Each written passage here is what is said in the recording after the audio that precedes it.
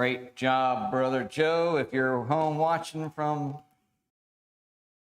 TV, then please come on down. I might have a little echo here tonight. Trying to get this microphone system worked out. I don't know if I move it down further. Does that help? Nope. Oh, well. Well, we announced that this morning. Congratulations, you too. Keep praying to God. Okay.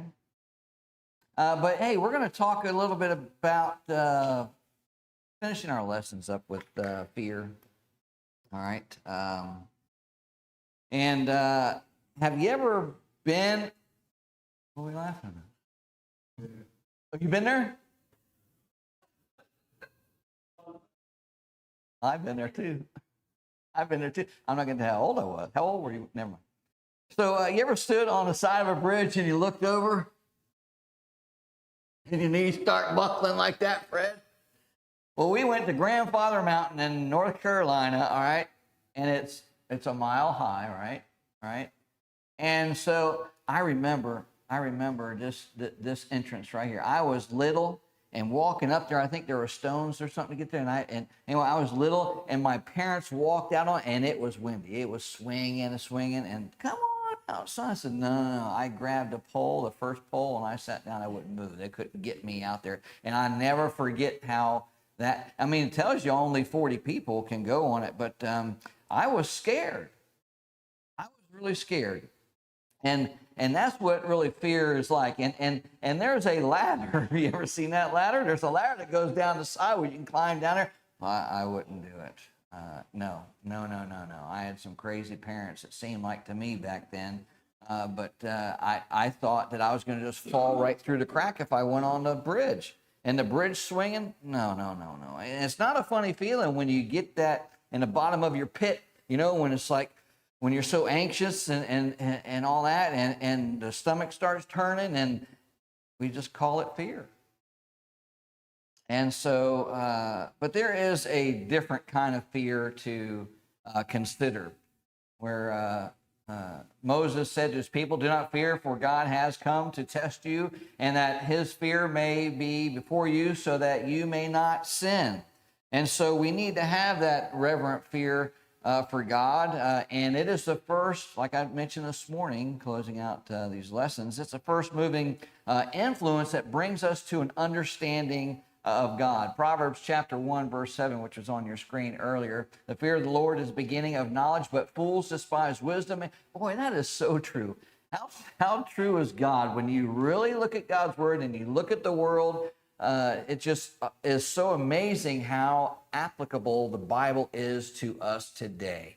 You know, Psalm chapter 111, verse 10 reads, "The fear of the Lord is the beginning of wisdom. A good understanding have all those who do his commandments. His praises endure forever." Even Ecclesiastes chapter 12, verse 13, which we read this morning, as well as for us to fear God and keep his commandments. But without this kind of godly fear, without the kind of awe, without the kind of respect and knowledge, no man will see God.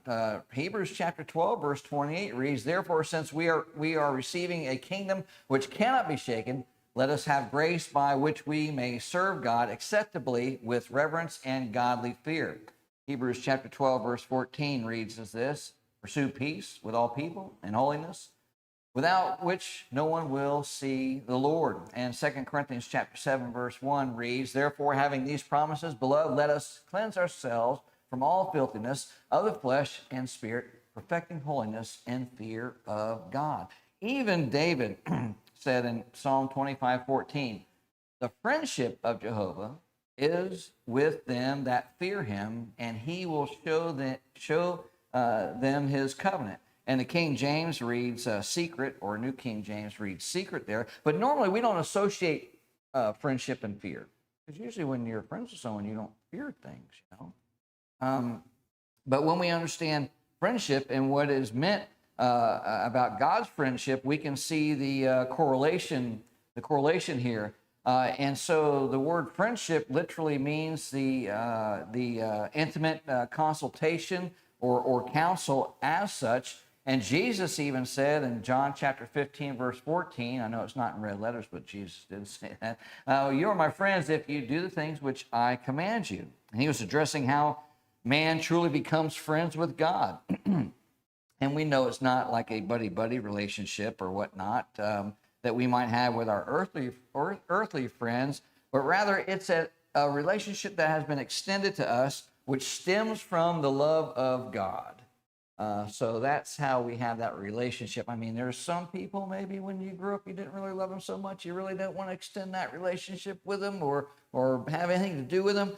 But can you imagine how deep the love of God is, the agape love of God is when we were in that situation and how God extended that love to us. We read Acts chapter 2 this morning. So it necessarily involves our willingness to submit to the will of an awesome God. We must do that.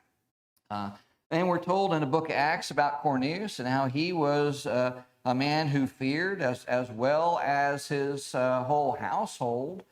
So we do understand that God-fearing and what we must do. And so he must have taught his household, how to reverence God or properly reverence God and him himself from his examples and things.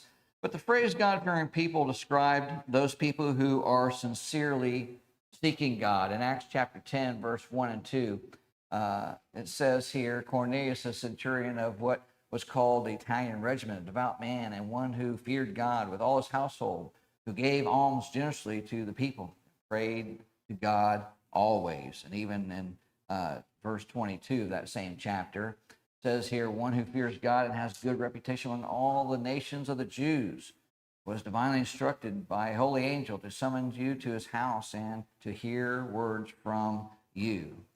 But suppose we sat down at a favorite restaurant or something, and a waiter came and brought us a plate of bad food, something that really stunk, something that smelled like it was like out of the dumpster or something like that, would we respect that situation?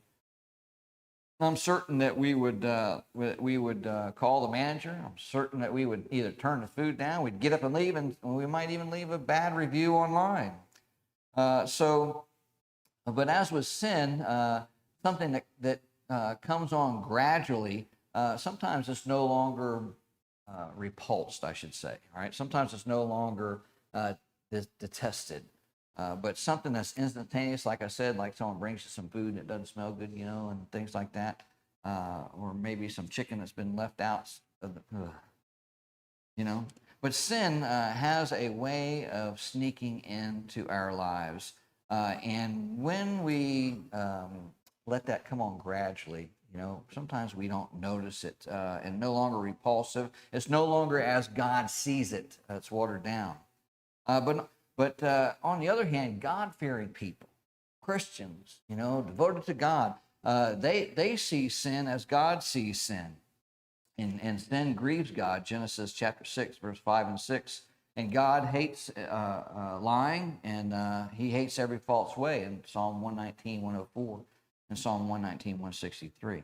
But not only does God hate things, it's an abomination to him as well. And God tells us 6 things the Lord hates. Yes, 7 are an abomination to him: a proud look, a lying tongue, hands that shed innocent blood. We talked about that a little bit this morning. A heart that devises wicked plans, and feet that are swift to run to evil. A false witness who speaks lies, and one who sows discord among the brethren. God-fearing people are really never sympathetic to sin, nor are they willing to compromise with it. But as we looked at this morning, we'll look at these couple verses right here, and then we'll end our short lesson this evening. All right, and we can look at the picture painted by the psalmist here and those who did not fear God. Psalm 14 says, "The fool has said in his heart, there is no God. They are corrupt. They have done abominable works. There is none who does good. The Lord looks down from heaven upon the children of men to see if there are any who understand, who seek God. They have all turned aside. They have together become corrupt. There is none who does good, no, not one. Have all workers of iniquity, no knowledge, who eat up my people as they eat bread and do not call on the Lord. Talking about character. Psalm 52. Talk about character of the ungodly. Psalm 52, 1 through 5. Going into the wickedness of men. Why do you boast in evil, O mighty man? Goodness of God endures continually. Your tongue devises destruction. Like a sharp razor working deceitfully. You love evil more than good. Boy, that's just so prevalent today, isn't it? Lying rather than speaking righteousness, Selah. You love all devouring words, you deceitful tongue. God shall likewise destroy you forever. He shall take you away and pluck you out of your dwelling place and uproot you from the land of the living, Selah. Why were their tongues deceitful? Why were they full of cursing? All right, why is destruction and misery their ways? Well, why did they shed innocent blood? Basically and simply, God's describing the world because they do not fear God. They have no reverence for God, okay? They don't think that they're going to have any repercussions from God. They do whatever they want to do. Sometimes they get caught by the law, sometimes they don't, and they take that chance a lot of times. But they simply do not fear the Lord as we. Well, we need to understand what God would have us to do. We need to instruct our friends that they are accountable to God as we are accountable to God. We need to instruct our friends that there is a better way than the way they're going. We need to kind of let our friends know how they think they're all that, but they're not really. Ask them last time they got a common cold and how it wiped them out for a week. Things like that. When things happen in their life, ask them how strong they are on their own. And tell them how strong we are with God on our side. Our God's a loving God. Our God's a merciful God. Our God's a God full of grace. And our God will see us through, the Christian, who are truly obedient to him. So, in our praying, let's pray that we always remain a God-fearing people and not revert back to our own self, not revert back to our own ways, thinking that we can handle it all on our own. Give it up to God and let God lead you. There's something that we could help you with if you're watching today. We just need to be more of a God-fearing people, all right? And we'll pray for you. Please let us know if you have any prayer requests. There may be some watching who have not known the ways of God, who'd like to understand the ways. There are plenty of people who will study with you. You can write in to us if you'd like a Bible study. We'll help show you the works of God, and we'll show you how to become a Christian, what the Bible tells us on how to become a Christian. And you too can be a God-fearing